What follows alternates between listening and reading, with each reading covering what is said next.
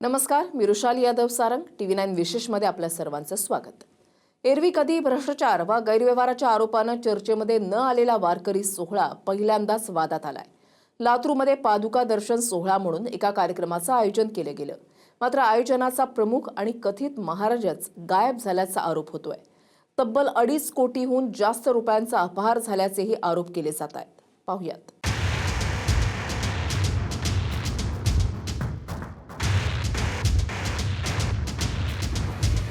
लातूरमध्ये धार्मिक सोहळ्यात जवळपास 3 कोटींचा गैरव्यवहाराचा आरोप झालेला तथाकथित किशोर महाराज शिवणीकर अजूनही समोर काय येत नाही तसा प्रश्न आता विचारला जातोय। 2 दिवसांपूर्वी मी कुठेही फरार झालेलो नाही असा दावा हा कथित महाराज करत होता, मात्र नंतरहून त्यांचा फोन अनेकदा बंद येतोय। ते असं म्हणतात की महाराज गायब झाले असं त्यांचं म्हणणं आहे। आता तुम्ही कुठे दिसतोय? तुमच्या समोरच आहे ना, महाराष्ट्रामध्ये। मी होऊन तुम्हाला फोन केला, तुमचा मला फोन आल्याबरोबर मी म्हणलं इथं थांबलोय। मी गायब असतो तर मी तुम्हाला म्हणू शकलो नसतो की तुम्हाला इथे या। किशोर महाराजांशी संपर्क करण्याचा प्रयत्न मी किमान 50 फोन केलेला आहे।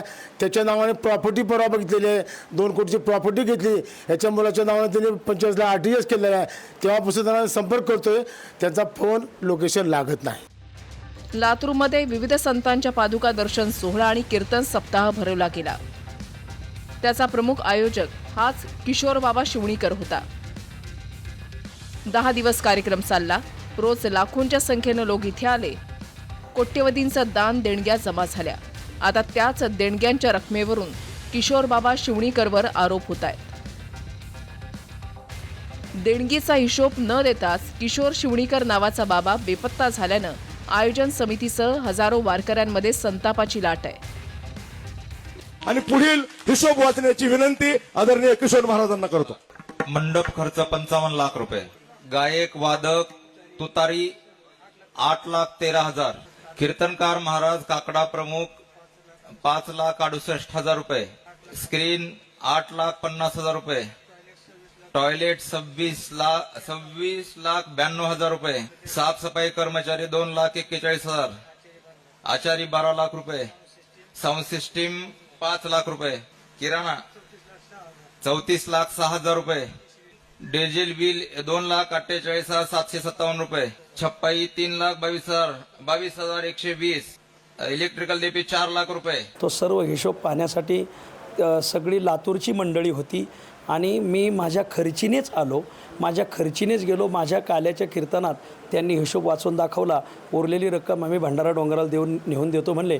आज भंडारा डोंगर ती रक्कम घेत नाही। किशोर महाराज शिवणीकर यांनी वाचून दाखवलं। हो, त्यांनी किशोर महाराज शिवणीकर यांनीच वाचून दाखवला।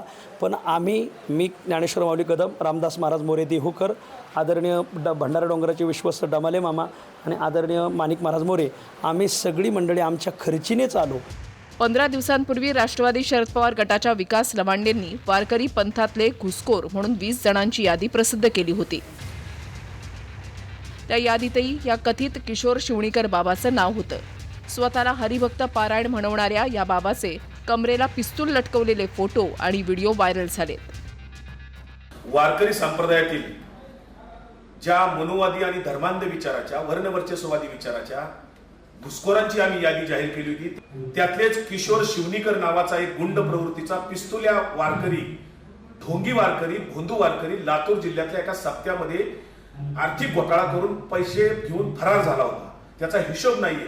एक एक करून सगळेच आता उघडे पडणार आहेत। संतांचा वारकरी संप्रदाय वाचवायचा आहे, त्यातली घुसखोरी आम्ही बाहेर काढणार आहोत। संतांचा वारकरी संप्रदाय आम्ही टिकवण्यासाठी, रुजवण्यासाठी प्रयत्नशील आहोत। मागे जे घुसखोर म्हणून त्या विकास लवांडेने, राष्ट्रवादी शरद पवार गटाच्या माणसाने जे आमचे नावं जाहीर केले, एक सामान्य कुटुंबातून मी असल्यामुळे, पुढे वरी जात असल्यामुळे, नाव लौकिक होत असल्यामुळे काही जणांची पोटदुखी आहे आणि त्याच्यामुळेच हा प्रकार होतो। यस, अगदी बरोबर। आयोजन समितीनं बाबा विरोधात तक्रार दिली आहे, मात्र बाबा सध्या लातूरमध्ये नाहीये।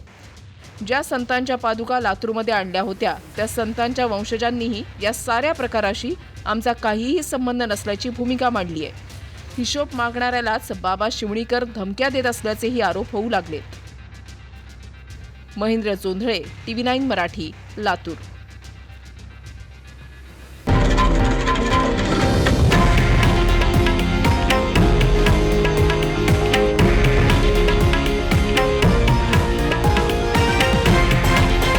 हे आहे देशातील नंबर 1 न्यूज नेटवर्क आणि आपण पाहत आहात TV9 मराठी, एकमेव.